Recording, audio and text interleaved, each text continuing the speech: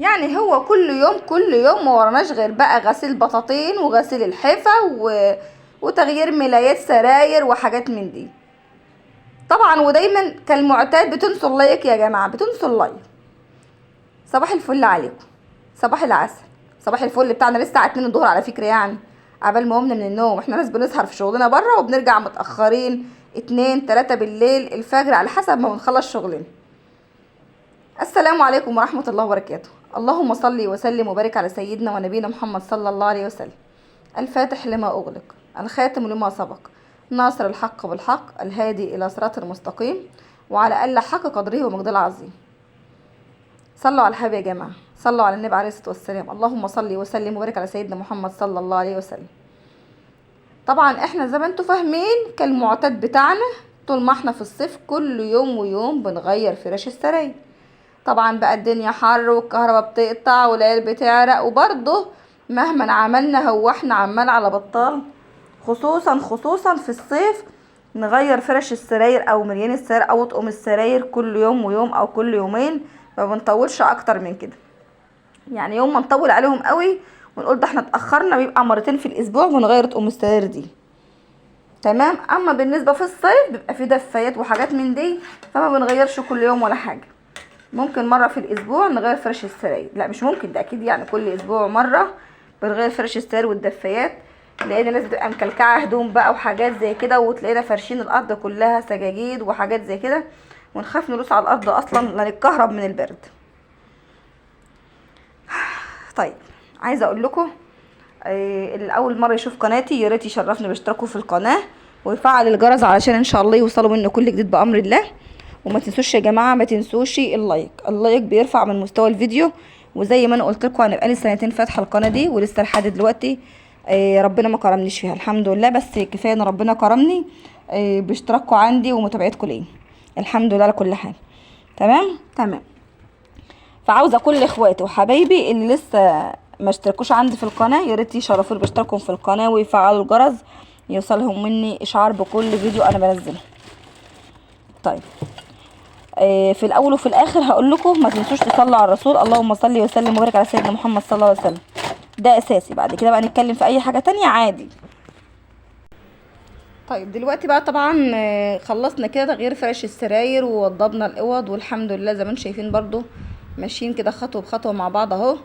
الروتين بتاعي النهارده خفيف جدا وجميل ومش على فكره زي ما قلت لكم انا من طبعي ما بحبش ان انا اركن عندي شغل، علشان كده لما اجي اعمل روتين بيكون دايما روتيني خفيف وجميل. طيب اللي انا عندي حاطه الازازه دي في قلبها معطر على كلور، دايما برشه كده في الحمام يا جماعه، في الداخله وفي الخارجه كده دايما الحمام المفروض تبقى ريحته كده حلوه وجميله وطيبه كده. ده المعتاد بتاعنا يعني. طبعا احنا ما غيرناش فرش اوضه البنات لان طبعا كانت متغيره لسه امبارح، يعني امبارح بالظبط كنت انا مغيره فرش اوضه البنات دي. فالنهارده يا دوب بس اوضه النوم بتاعتي واوضه النوم بتاعت محمد ابني اللي روقتهم كده وغيرت فرش سرايرهم. وزي ما انتم شايفين كده يعني الحمد لله اللي دايما كابني ايدي في الشقه بنظف واروق وارتب اول باول. فزي ما قلت لكم الحمد لله بفضل ربنا ما تلاقوش دايما فيها شغل كتير ولا اي حاجه الحمد لله. تمام كده. وعلى فكرة كل ما تشتغلي اول باول وتروقي وترتبي ودايما يبقى ايدك في المكان بتاعك بتلاقي دايما الشقة نظيفة او المكان بتاعك نظيف ومرتب. حتى يجيلك ضيوف ما جالكيش ضيوف يبقى المكان بتاعك حلو وتبقى قاعدة فيه بنفسية مرتاحة بنفسية راضية. طبعا في الحر اللي احنا فيه طبعا اللي بنتي لما لي بقى حاجتها عكاوسها حطلت واقفة في أوضة محمد على التسريحة بتاعته وجايبه لي اللبان افتحه، وهي بتحب اللبان الفراوله وانا بحب اللبان الموز. هي هتاخد الفراوله وانا هاخد اللبان الموز وندي منها اللبانه بتاعت البطيخ دي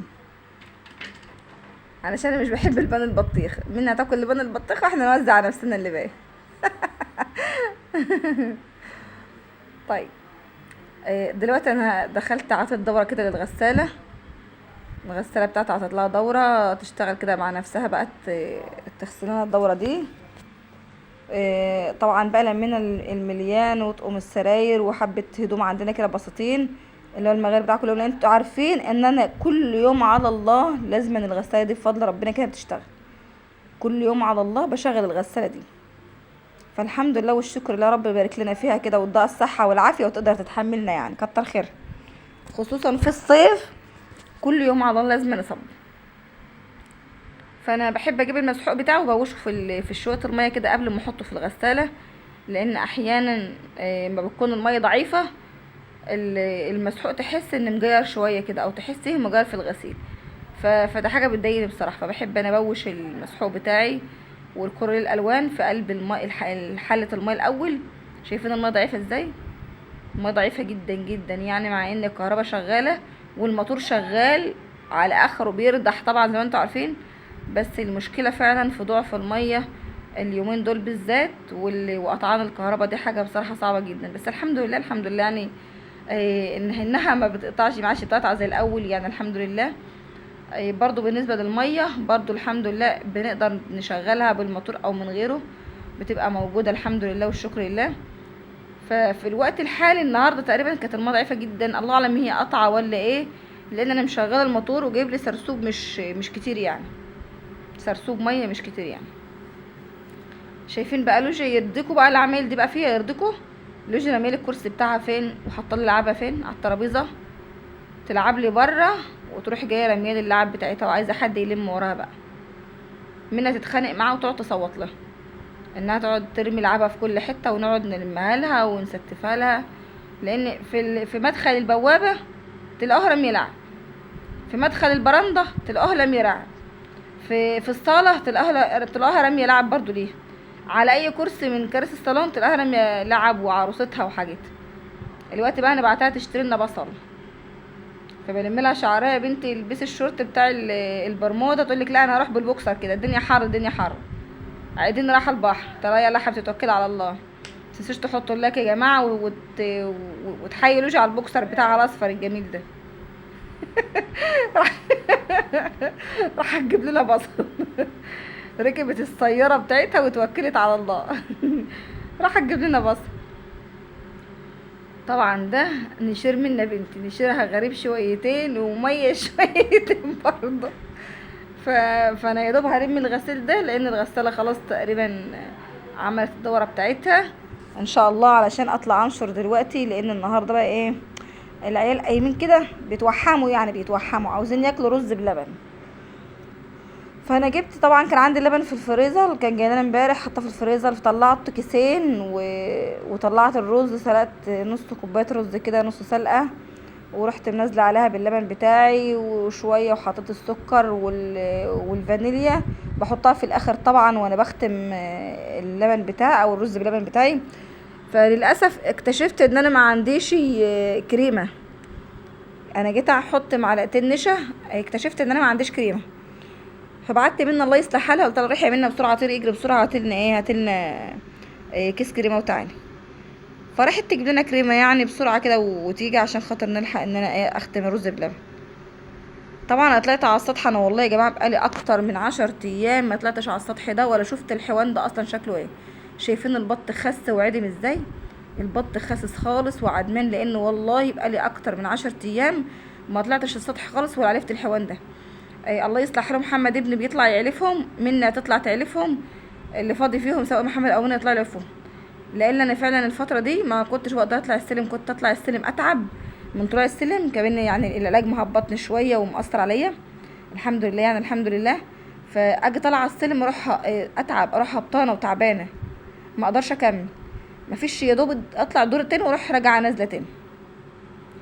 فانا النهارده كده الحمد لله فضل من ربنا كده ونعم، اللهم لك الحمد يا رب، يشفينا جميعا ويشفي كل مريض ويعين كل حي على حاله. الحمد لله النهارده كده ربنا كرمني بطاقه كده وشويه نشاط، فقمت بفضل ربنا كده طلعت على السطح الفهم وابص على الحمام والكلام ده كله، والحمد لله ربنا يبارك فيهم ويحفظهم من كل سوء يا رب، اللهم امين. متنسوش يا جماعه اللي اول مره يشوف قناتي يا ريت يشترك في القناه ويفعل الجرس عشان يوصلوا كل جديد. ولو عجبكم فيديو يا جماعه بينكم وبين اخواتكم وحبايبكم يا ريت تشيروه، بينكم وبين اخواتكم وحبايبكم يا ريت، شرف ليا طبعا. وكل القنوات اللي بتتابع لي الفيديوهات بتاعتي انا برضو يا جماعه والله بتابع لكم، وان كنت بأثر مع حد منكم في المتابعه فسامحوني، سامحوني بالله سامحوني. لان زي ما قلت لكم المشكله عندي في الواي فاي يا جماعه، انا ما عنديش واي فاي، انا بشحن باقه نت علشان اشغل او انزل فيديوهات عليه. فياريت تسامحوني وما تزعلوش مني على التقصير في المتابعة.